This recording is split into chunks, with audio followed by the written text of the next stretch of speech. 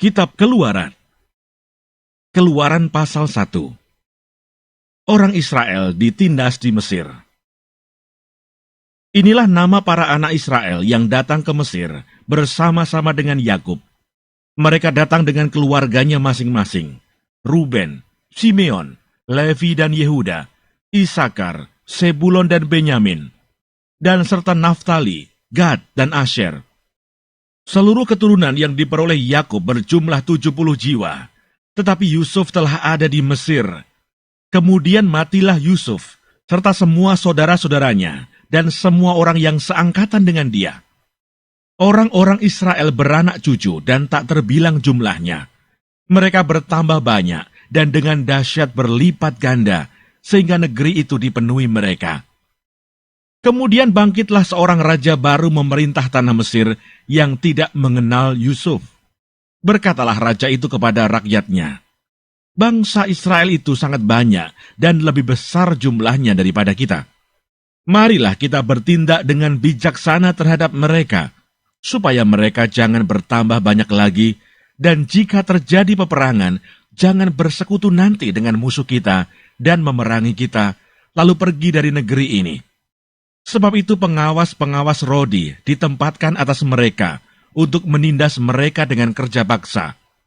Mereka harus mendirikan bagi Firaun kota-kota perbekalan, yakni Pitom dan Raamses.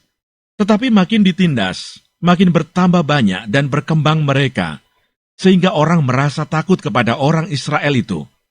Lalu dengan kejam orang Mesir memaksa orang Israel bekerja dan memahitkan hidup mereka dengan pekerjaan yang berat, yaitu mengerjakan tanah liat dan batu bata, dan berbagai-bagai pekerjaan di padang. Ya, segala pekerjaan yang dengan kejam dipaksakan orang Mesir kepada mereka itu. Raja Mesir juga memerintahkan kepada bidan-bidan yang menolong perempuan Ibrani, seorang bernama Sifra dan yang lain bernama Pua. Katanya, "Apabila kamu menolong perempuan Ibrani pada waktu bersalin, kamu harus memperhatikan waktu anak itu lahir. Jika anak laki-laki, kamu harus membunuhnya. Tetapi jika anak perempuan, bolehlah ia hidup."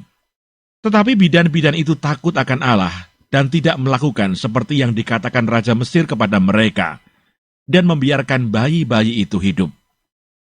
Lalu Raja Mesir memanggil bidan-bidan itu dan bertanya kepada mereka, "Mengapakah kamu berbuat demikian, membiarkan hidup bayi-bayi itu?" Jawab bidan-bidan itu kepada Firaun, "Sebab perempuan Ibrani tidak sama dengan perempuan Mesir, melainkan mereka kuat.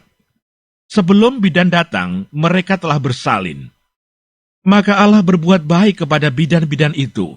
Bertambah banyaklah bangsa itu dan sangat berlipat ganda. Dan karena bidan-bidan itu takut akan Allah, maka ia membuat mereka berumah tangga. Lalu Firaun memberi perintah kepada seluruh rakyatnya, 'Lemparkanlah segala anak laki-laki yang lahir bagi orang Ibrani ke dalam sungai Nil, tetapi segala anak perempuan biarkanlah hidup.'"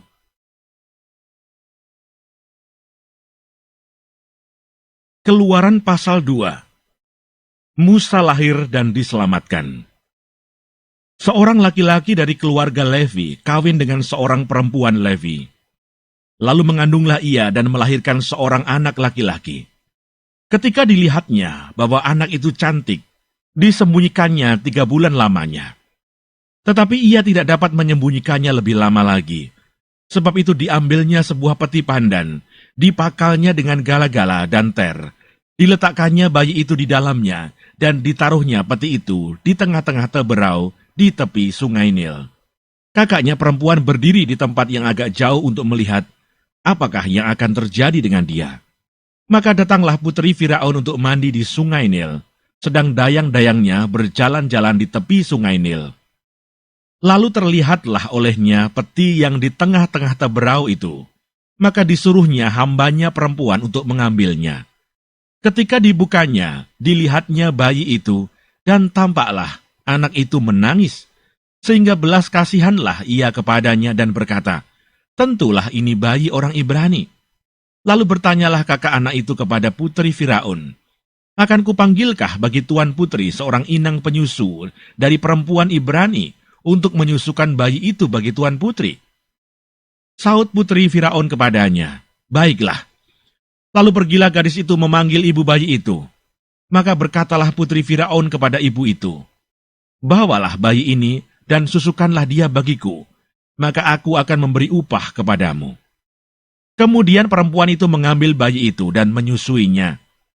Ketika anak itu telah besar, dibawanyalah kepada putri Firaun yang mengangkatnya menjadi anaknya dan menamainya Musa. Sebab katanya, "Karena aku telah menariknya dari air." Musa membela bangsanya, ia lari ke tanah Midian. Pada waktu itu, ketika Musa telah dewasa, ia keluar mendapatkan saudara-saudaranya untuk melihat kerja paksa mereka. Lalu dilihatnyalah seorang Mesir memukul seorang Ibrani, seorang dari saudara-saudaranya itu. Ia menoleh ke sana-sini, dan ketika dilihatnya tidak ada orang, dibunuhnya orang Mesir itu, dan disembunyikannya mayatnya dalam pasir. Ketika keesokan harinya ia keluar lagi, didapatinya 2 orang Ibrani tengah berkelahi. Ia bertanya kepada yang bersalah itu, "Mengapa engkau pukul temanmu?" Tetapi jawabnya, "Siapakah yang mengangkat engkau menjadi pemimpin dan hakim atas kami? Apakah engkau bermaksud membunuh aku, sama seperti engkau telah membunuh orang Mesir itu?" Musa menjadi takut sebab pikirnya, tentulah perkara itu telah ketahuan. Ketika Firaun mendengar tentang perkara itu, dicarinya ikhtiar untuk membunuh Musa. Tetapi Musa melarikan diri dari hadapan Firaun dan tiba di tanah Midian. Lalu ia duduk-duduk di tepi sebuah sumur. Adapun imam di Midian itu mempunyai 7 anak perempuan. Mereka datang menimba air dan mengisi palungan-palungan untuk memberi minum kambing domba ayahnya. Maka datanglah gembala-gembala yang mengusir mereka, lalu Musa bangkit menolong mereka dan memberi minum kambing domba mereka. Ketika mereka sampai kepada Rehuel, ayah mereka, berkatalah ia, "Mengapa selekas itu kamu pulang hari ini?" Jawab mereka, "Seorang Mesir menolong kami terhadap gembala-gembala. Bahkan ia menimba air banyak-banyak untuk kami dan memberi minum kambing domba." Ia berkata kepada anak-anaknya, "Di manakah ia? Mengapakah kamu tinggalkan orang itu? Panggillah dia makan." Musa bersedia tinggal di rumah itu. Lalu diberikan Rehuilah Sipora anaknya kepada Musa. Perempuan itu melahirkan seorang anak laki-laki. Maka Musa menamainya Gersom, sebab katanya, "Aku telah menjadi seorang pendatang di negeri asing." Musa diutus Tuhan. Lama sesudah itu, matilah Raja Mesir. Tetapi orang Israel masih mengeluh karena perbudakan, dan mereka berseru-seru, sehingga teriak mereka minta tolong karena perbudakan itu sampai kepada Allah. Allah mendengar mereka mengerang. Lalu ia mengingat kepada perjanjiannya dengan Abraham, Ishak, dan Yakub. Maka Allah melihat orang Israel itu, dan Allah memperhatikan mereka.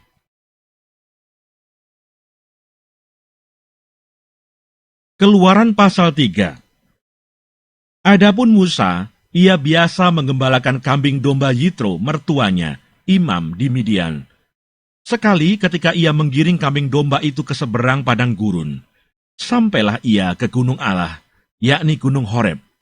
Lalu malaikat Tuhan menampakkan diri kepadanya di dalam nyala api yang keluar dari semak duri.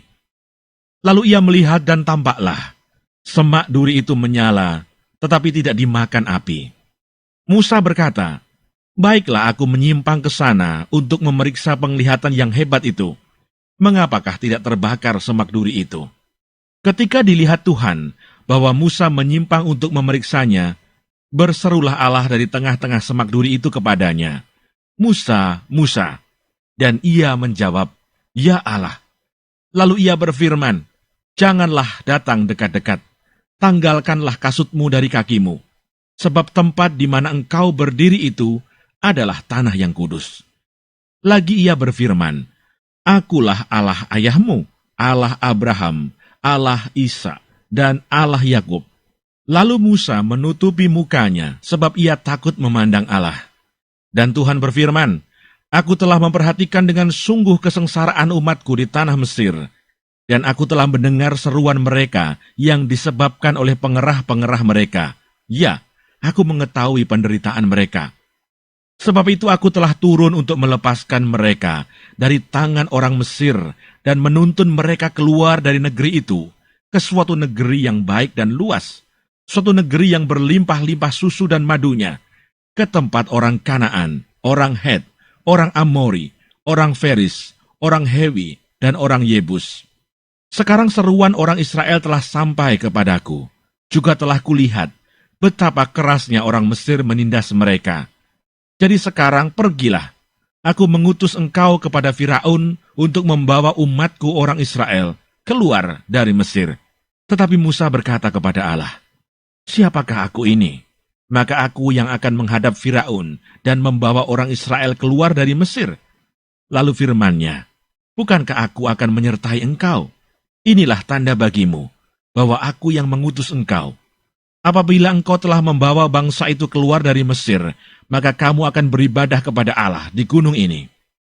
Lalu Musa berkata kepada Allah, tetapi apabila aku mendapatkan orang Israel dan berkata kepada mereka, Allah nenek moyangmu telah mengutus aku kepadamu, dan mereka bertanya kepadaku, bagaimana tentang namanya? Apakah yang harus kujawab kepada mereka? Firman Allah kepada Musa, aku adalah aku.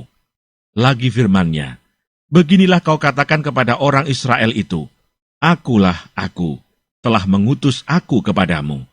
Selanjutnya berfirmanlah Allah kepada Musa, beginilah kau katakan kepada orang Israel, Tuhan Allah nenek moyangmu, Allah Abraham, Allah Isa, dan Allah Yakub, telah mengutus aku kepadamu. Itulah namaku untuk selama-lamanya, dan itulah sebutanku turun-temurun. Pergilah, kumpulkanlah para tua-tua Israel, dan katakanlah kepada mereka, Tuhan Allah nenek moyangmu, Allah Abraham, Isa, dan Yakub, telah menampakkan diri kepadaku, serta berfirman, aku sudah mengindahkan kamu, juga apa yang dilakukan kepadamu di Mesir. Jadi aku telah berfirman, aku akan menuntun kamu keluar dari kesengsaraan di Mesir, menuju ke negeri orang Kanaan, orang Het, orang Amori, orang Feris, orang Hewi, dan orang Yebus, ke suatu negeri yang berlimpah-limpah susu dan madunya. Dan bila mana mereka mendengarkan perkataanmu, maka engkau harus beserta para tua-tua Israel pergi kepada Raja Mesir, dan kamu harus berkata kepadanya, Tuhan Allah orang Ibrani telah menemui kami. Oleh sebab itu izinkanlah kiranya kami pergi ke padang gurun 3 hari perjalanan jauhnya untuk mempersembahkan korban kepada Tuhan Allah kami. Tetapi aku tahu bahwa Raja Mesir tidak akan membiarkan kamu pergi, kecuali dipaksa oleh tangan yang kuat. Tetapi aku akan mengacungkan tanganku dan memukul Mesir dengan segala perbuatan yang ajaib yang akan kulakukan di tengah-tengahnya. Sesudah itu ia akan membiarkan kamu pergi. Dan aku akan membuat orang Mesir bermurah hati terhadap bangsa ini, sehingga apabila kamu pergi, kamu tidak pergi dengan tangan hampa. Tetapi tiap-tiap perempuan harus meminta dari tetangganya dan dari perempuan yang tinggal di rumahnya, barang-barang perak dan emas dan kain-kain yang akan kamu kenakan kepada anak-anakmu, lelaki dan perempuan. Demikianlah kamu akan merampasi orang Mesir itu.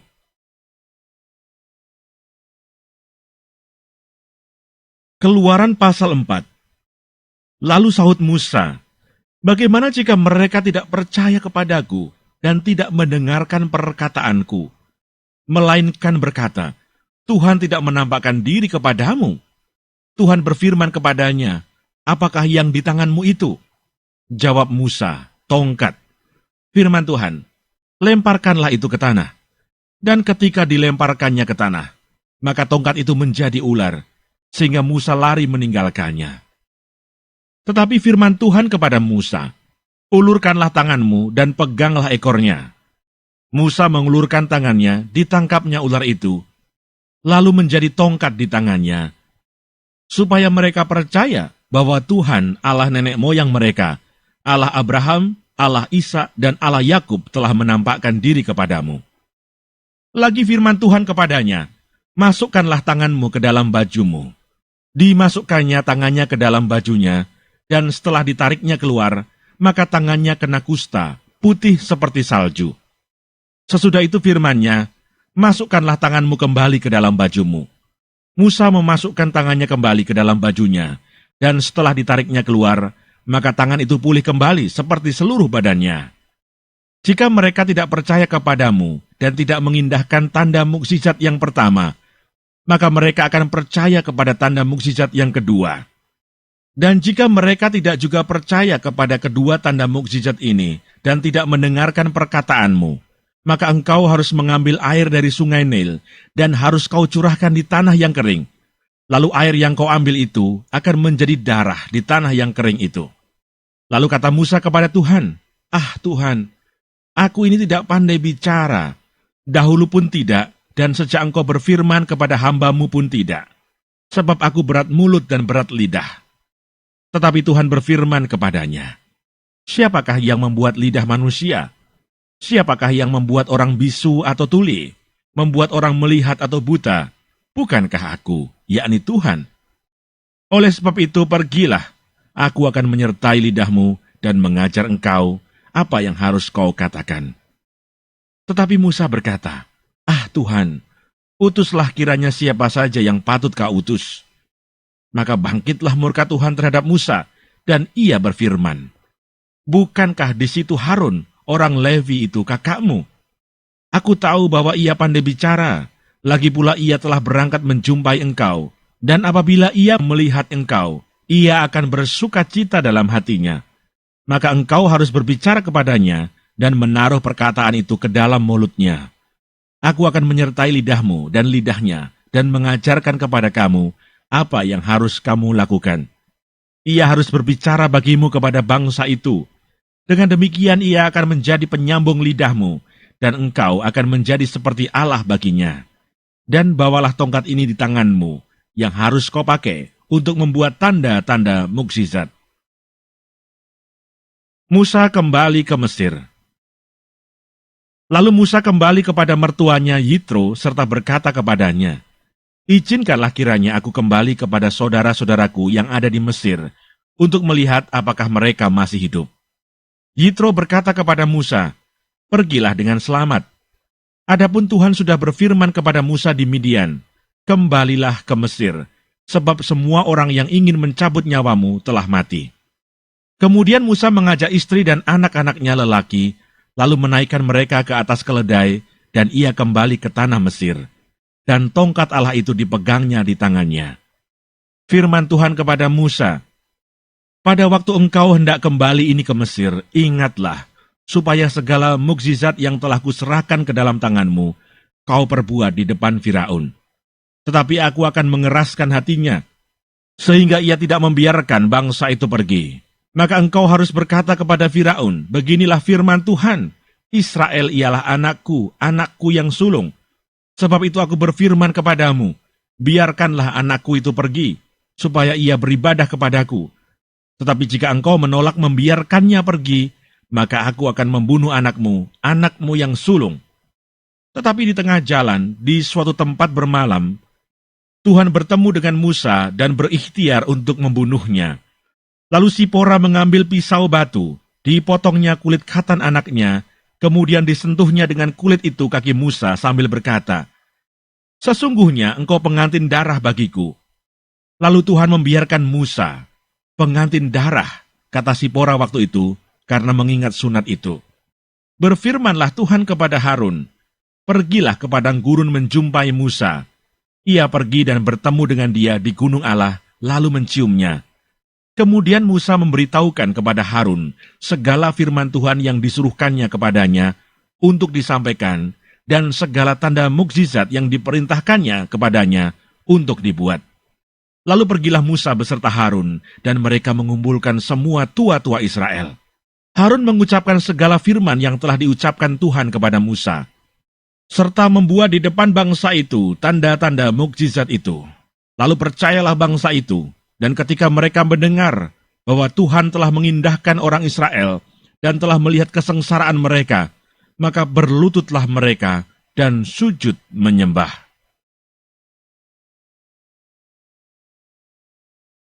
Keluaran pasal 5. Musa menghadap Firaun, bangsa Israel makin ditindas.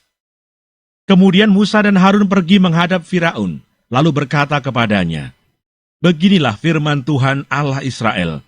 Biarkanlah umatku pergi untuk mengadakan perayaan bagiku di padang gurun. Tetapi Firaun berkata, siapakah Tuhan itu yang harus kudengarkan firman-Nya untuk membiarkan orang Israel pergi? Tidak kenal aku Tuhan itu, dan tidak juga aku akan membiarkan orang Israel pergi. Lalu kata mereka, Allah orang Ibrani telah menemui kami. Izinkanlah kiranya kami pergi ke padang gurun 3 hari perjalanan jauhnya untuk mempersembahkan kurban kepada Tuhan Allah kami, supaya jangan nanti mendatangkan kepada kami penyakit sampar atau pedang. Tetapi Raja Mesir berkata kepada mereka, Musa dan Harun, mengapakah kamu bawa-bawa bangsa ini melalaikan pekerjaannya? Pergilah melakukan pekerjaanmu. Lagi kata Firaun, lihatlah, sekarang telah terlalu banyak bangsamu di negeri ini. Masakan kamu hendak menghentikan mereka dari kerja paksanya? Pada hari itu juga, Firaun memerintahkan kepada pengerah-pengerah bangsa itu dan kepada mandur-mandur mereka sendiri.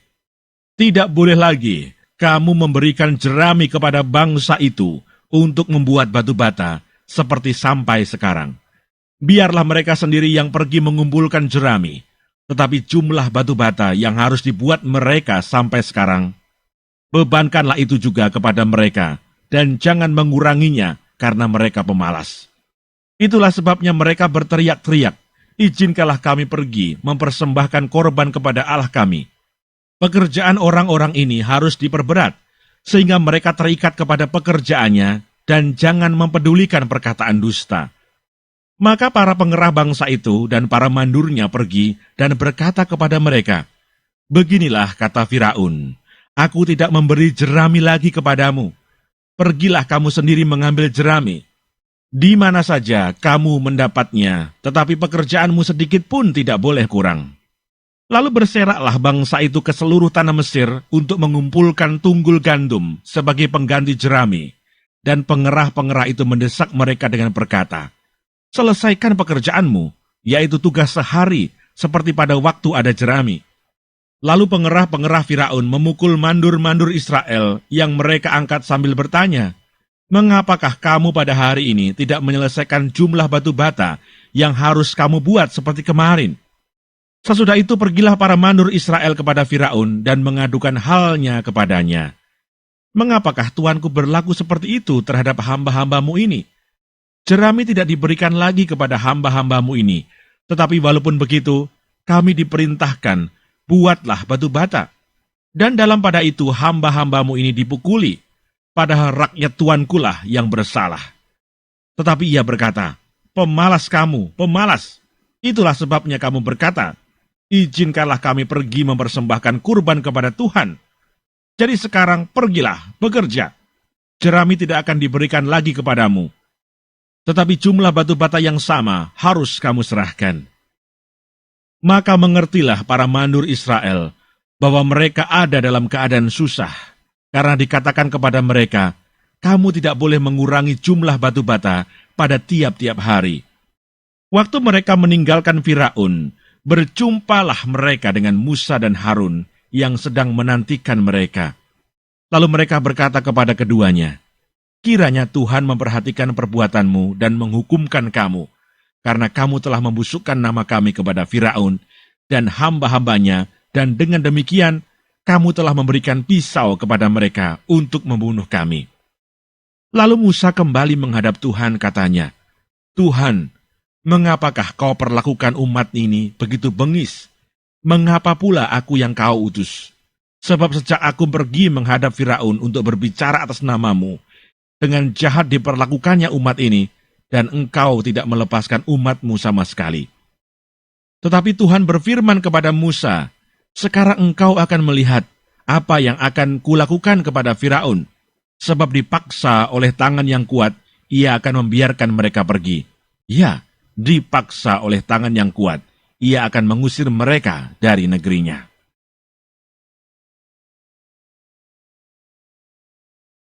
Keluaran pasal 6. Pengutusan Musa. Selanjutnya berfirmanlah Allah kepada Musa, akulah Tuhan, aku telah menampakkan diri kepada Abraham, Ishak dan Yakub sebagai Allah yang Maha Kuasa. Tetapi dengan namaku Tuhan, aku belum menyatakan diri. Bukan saja aku telah mengadakan perjanjianku dengan mereka untuk memberikan kepada mereka tanah Kanaan, tempat mereka tinggal sebagai orang asing. Tetapi aku sudah mendengar juga erang orang Israel yang telah diperbudak oleh orang Mesir, dan aku ingat kepada perjanjianku. Sebab itu katakanlah kepada orang Israel, akulah Tuhan. Aku akan membebaskan kamu dari kerja paksa orang Mesir, melepaskan kamu dari perbudakan mereka, dan menebus kamu dengan tangan yang teracung dan dengan hukuman-hukuman yang berat. Aku akan mengangkat kamu menjadi umatku, dan aku akan menjadi Allahmu, supaya kamu mengetahui bahwa akulah Tuhan Allahmu yang membebaskan kamu dari kerja paksa orang Mesir. Dan aku akan membawa kamu ke negeri yang dengan sumpah telah kujanjikan memberikannya kepada Abraham, Ishak, dan Yakub, dan aku akan memberikannya kepadamu untuk menjadi milikmu. Akulah Tuhan. Lalu Musa mengatakan demikian kepada orang Israel, tetapi mereka tidak mendengarkan Musa karena mereka putus asa dan karena perbudakan yang berat itu. Kemudian Tuhan berfirman kepada Musa, pergilah menghadap, katakanlah kepada Firaun, Raja Mesir, bahwa ia harus membiarkan orang Israel pergi dari negerinya. Tetapi Musa berkata di hadapan Tuhan, orang Israel sendiri tidak mendengarkan aku. Bagaimanakah mungkin Firaun akan mendengarkan aku? Aku seorang yang tidak petah lidahnya. Demikianlah Tuhan telah berfirman kepada Musa dan Harun, serta mengutus mereka kepada orang Israel dan kepada Firaun, Raja Mesir, dengan membawa perintah, supaya orang Israel dibawa keluar dari Mesir. Nenek moyang Musa dan Harun. Inilah para kepala kaum keluarga mereka, anak-anak Ruben, anak sulung Israel, Henoh, Palu, Hesron, dan Karmi. Itulah kaum-kaum Ruben. Anak-anak Simeon, Yemuel, Yamin, Ohad, Yakin, Zohar, dan Saul, anak seorang perempuan Kanaan. Itulah kaum-kaum Simeon. Inilah nama anak-anak Lewi menurut urutan kelahirannya, Gerson, Kehat, dan Merari. Umur Lewi 137 tahun. Anak-anak Gerson, Libni, dan Simei menurut kaum mereka. Anak-anak Kehat, Amram, Yisar, Hebron, dan Usiel. Umur Kehat 133 tahun. Anak-anak Merari, Mahli, dan Musi. Itulah kaum-kaum Lewi menurut urutannya. Dan Amram mengambil Yokebed, saudara ayahnya, menjadi istrinya, dan perempuan ini melahirkan Harun dan Musa baginya. Umur Amram 137 tahun. Anak-anak Yisar, Korah, Nefek, dan Sikri. Anak-anak Usiel, Misael, Elsafan, dan Sitri. Dan Harun mengambil Eliseba, anak perempuan Aminadab, saudara perempuan Nahason, menjadi istrinya. Dan perempuan ini melahirkan baginya Nadab, Abihu, Eleazar, dan Itamar. Anak-anak Korah, Asir, Elkana, dan Abiasaf. Itulah kaum-kaum orang Korah. Eleazar, anak Harun, mengambil salah seorang anak perempuan Putiel, menjadi istrinya, dan perempuan ini melahirkan Pinehas baginya. Itulah para kepala kaum keluarga orang Lewi menurut kaum mereka. Itulah Harun dan Musa yang diperintahkan Tuhan, bawalah orang Israel keluar dari tanah Mesir menurut pasukan mereka. Merekalah yang berbicara kepada Firaun Raja Mesir, supaya mereka membawa orang Israel keluar dari Mesir. Itulah Musa dan Harun. Musa menghadap Firaun. Pada waktu Tuhan berfirman kepada Musa di tanah Mesir, Tuhan berfirman kepadanya, akulah Tuhan. Katakanlah kepada Firaun Raja Mesir segala yang kufirmankan kepadamu. Tetapi Musa berkata di hadapan Tuhan, bukankah aku ini seorang yang tidak petah lidahnya? Bagaimanakah mungkin Firaun akan mendengarkan aku?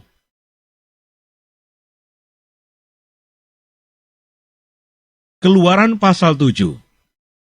Berfirmanlah Tuhan kepada Musa, lihat, aku mengangkat engkau sebagai Allah bagi Firaun, dan Harun, abangmu, akan menjadi nabimu. Engkau harus mengatakan segala yang kuperintahkan kepadamu, dan Harun, abangmu, harus berbicara kepada Firaun, supaya dibiarkannya orang Israel itu pergi dari negerinya. Tetapi aku akan mengeraskan hati Firaun, dan aku akan memperbanyak tanda-tanda dan mukjizat-mukjizat yang kubuat di tanah Mesir. Bila mana Firaun tidak mendengarkan kamu, maka aku akan mendatangkan tanganku kepada Mesir dan mengeluarkan pasukanku, umatku, orang Israel, dari tanah Mesir dengan hukuman-hukuman yang berat. Dan orang Mesir itu akan mengetahui bahwa akulah Tuhan, apabila aku mengacungkan tanganku terhadap Mesir dan membawa orang Israel keluar dari tengah-tengah mereka. Demikianlah diperbuat Musa dan Harun, seperti yang diperintahkan Tuhan kepada mereka. Demikianlah diperbuat mereka. Adapun Musa 80 tahun umurnya, dan Harun 83 tahun, ketika mereka berbicara kepada Firaun. Dan Tuhan berfirman kepada Musa dan Harun, apabila Firaun berkata kepada kamu, tunjukkanlah suatu mujizat, maka haruslah kau katakan kepada Harun, ambillah tongkatmu, dan lemparkanlah itu di depan Firaun. Maka tongkat itu akan menjadi ular. Musa dan Harun pergi menghadap Firaun, lalu mereka berbuat seperti yang diperintahkan Tuhan. Harun melemparkan tongkatnya di depan Firaun dan para pegawainya, maka tongkat itu menjadi ular. Kemudian Firaun pun memanggil orang-orang berilmu dan ahli-ahli sihir, dan mereka pun ahli-ahli Mesir itu membuat yang demikian juga dengan ilmu mantra mereka. Masing-masing mereka melemparkan tongkatnya, dan tongkat-tongkat itu menjadi ular. Tetapi tongkat Harun menelan tongkat-tongkat mereka. Tetapi hati Firaun berkeras, sehingga tidak mau mendengarkan mereka keduanya, seperti yang telah difirmankan Tuhan. Tulah pertama, air menjadi darah. Berfirmanlah Tuhan kepada Musa, Firaun berkeras hati, ia menolak membiarkan bangsa itu pergi. Pergilah kepada Firaun pada waktu pagi, pada waktu biasanya ia keluar ke sungai, nantikanlah dia di tepi sungai Nil dengan memegang di tanganmu tongkat yang tadinya berubah menjadi ular. Dan katakanlah kepadanya, Tuhan Allah orang Ibrani telah mengutus aku kepadamu untuk mengatakan, biarkanlah umatku pergi, supaya mereka beribadah kepadaku di padang gurun. Meskipun begitu, sampai sekarang engkau tidak mau mendengarkan. Sebab itu beginilah firman Tuhan, dari hal yang berikut akan kau ketahui, bahwa akulah Tuhan. Lihat, dengan tongkat yang di tanganku ini akan kupukul air yang di sungai Nil, dan air itu akan berubah menjadi darah. Dan ikan yang dalam sungai Nil akan mati, sehingga sungai Nil akan berbau busuk. Maka orang Mesir akan segan meminum air dari sungai Nil ini. Tuhan berfirman kepada Musa, katakanlah kepada Harun, ambillah tongkatmu, ulurkanlah tanganmu ke atas segala air orang Mesir, ke atas sungai, selokan, kolam, dan ke atas segala kumpulan air yang ada pada mereka, supaya semuanya menjadi darah, dan akan ada darah di seluruh tanah Mesir, bahkan dalam wadah kayu dan wadah batu. Demikianlah Musa dan Harun berbuat seperti yang difirmankan Tuhan. Diangkatnya tongkat itu dan dipukulkannya kepada air yang di sungai Nil, di depan mata Firaun dan pegawai-pegawainya. Maka seluruh air yang di sungai Nil berubah menjadi darah. Matilah ikan di sungai Nil, sehingga sungai Nil itu berbau busuk, dan orang Mesir tidak dapat meminum air dari sungai Nil. Dan di seluruh tanah Mesir ada darah. Tetapi para ahli Mesir membuat yang demikian juga dengan ilmu-ilmu mantra mereka. Sehingga hati Firaun berkeras, dan ia tidak mau mendengarkan mereka keduanya, seperti yang telah difirmankan Tuhan. Firaun berpaling, lalu masuk ke istananya, dan tidak mau memperhatikan hal itu juga. Tetapi semua orang Mesir menggali-gali di sekitar sungai Nil, mencari air untuk diminum, sebab mereka tidak dapat meminum air sungai Nil. Demikianlah genap 7 hari berlalu, setelah Tuhan menulahi sungai Nil.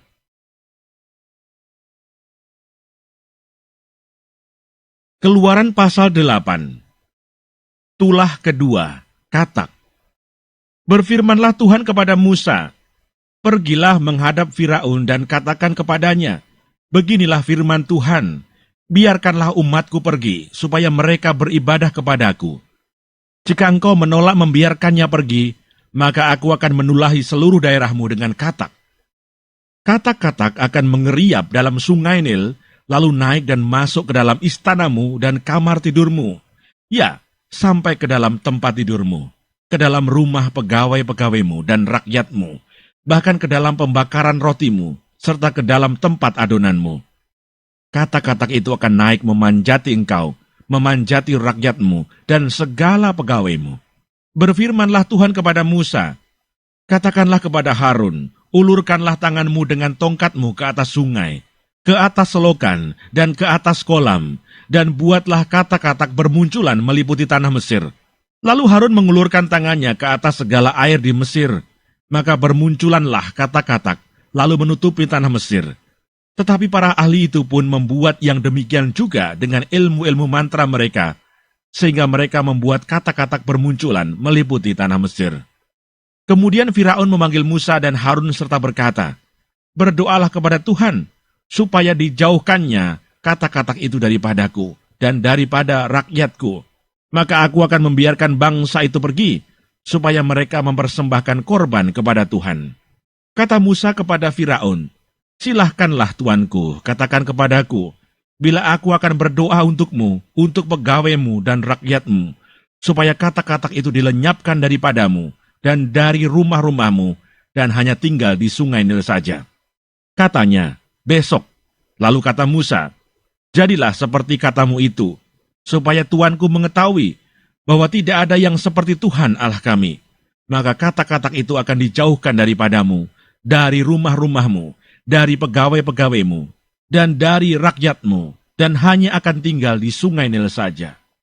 Lalu Musa dan Harun keluar meninggalkan Firaun, dan Musa berseru kepada Tuhan karena katak-katak yang didatangkannya kepada Firaun. Dan Tuhan melakukan seperti yang dikatakan Musa, sehingga katak-katak itu mati lenyap dari rumah, dari halaman, dan dari ladang. Dikumpulkan oranglah bangkai-bangkainya, bertumpuk-tumpuk sehingga tanah itu berbau busuk. Tetapi ketika Firaun melihat bahwa telah terasa kelegaan, ia tetap berkeras hati dan tidak mau mendengarkan mereka keduanya, seperti yang telah difirmankan Tuhan. Tulah ketiga, nyamuk. Berfirmanlah Tuhan kepada Musa, katakanlah kepada Harun, ulurkanlah tongkatmu dan pukulkanlah itu ke debu tanah, maka debu itu akan menjadi nyamuk di seluruh tanah Mesir. Lalu mereka berbuat demikian. Harun mengulurkan tangannya dengan tongkatnya dan memukulkannya ke debu tanah. Maka nyamuk-nyamuk itu hinggap pada manusia dan pada binatang. Segala debu tanah menjadi nyamuk di seluruh tanah Mesir. Para ahli itu pun membuat yang demikian juga dengan ilmu-ilmu mantranya untuk mengadakan nyamuk-nyamuk.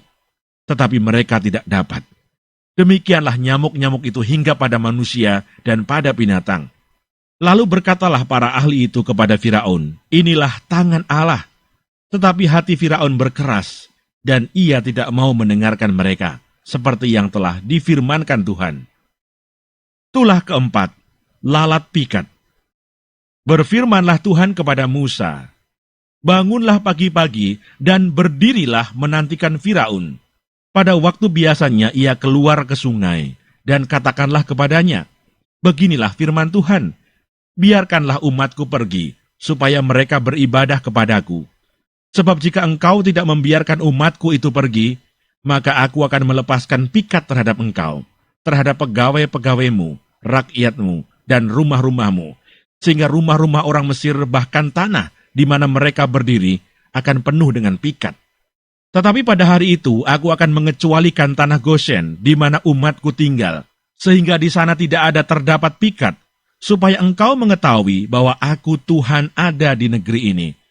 Sebab aku akan mengadakan perbedaan antara umatku dan bangsamu. Besok tanda mukjizat ini akan terjadi. Tuhan berbuat demikian, maka datanglah banyak-banyak pikat ke dalam istana Firaun dan ke dalam rumah pegawai-pegawainya dan ke seluruh tanah Mesir. Negeri itu menderita karena pikat itu. Lalu Firaun memanggil Musa dan Harun serta berkata, pergilah, persembahkanlah kurban kepada Allahmu di negeri ini. Tetapi Musa berkata, tidak mungkin kami berbuat demikian, sebab korban yang akan kami persembahkan kepada Tuhan Allah kami adalah kekejian bagi orang Mesir. Apabila kami mempersembahkan korban yang menjadi kekejian bagi orang Mesir itu di depan mata mereka, tidakkah mereka akan melempari kami dengan batu? Kami harus pergi ke padang gurun 3 hari perjalanan jauhnya untuk mempersembahkan korban kepada Tuhan Allah kami, seperti yang difirmankannya kepada kami. Lalu kata Firaun, baik, aku akan membiarkan kamu pergi untuk mempersembahkan korban kepada Tuhan Allahmu di padang gurun. Hanya janganlah kamu pergi terlalu jauh, berdoalah untuk aku. Lalu kata Musa, sekarang aku keluar meninggalkan tuanku dan akan berdoa kepada Tuhan. Maka pikat itu akan dijauhkan besok dari Firaun, dari pegawai-pegawainya dan rakyatnya. Hanya janganlah Firaun berlaku curang lagi dengan tidak membiarkan bangsa itu pergi untuk mempersembahkan korban kepada Tuhan. Sesudah itu keluarlah Musa meninggalkan Firaun lalu berdoa kepada Tuhan. Dan Tuhan membuat seperti yang dikatakan Musa. Pikat itu dijauhkannya dari Firaun dan pegawai-pegawainya dan rakyatnya. Seekor pun tidak ada yang tinggal. Tetapi sekali ini pun Firaun tetap berkeras hati. Ia tidak membiarkan bangsa itu pergi.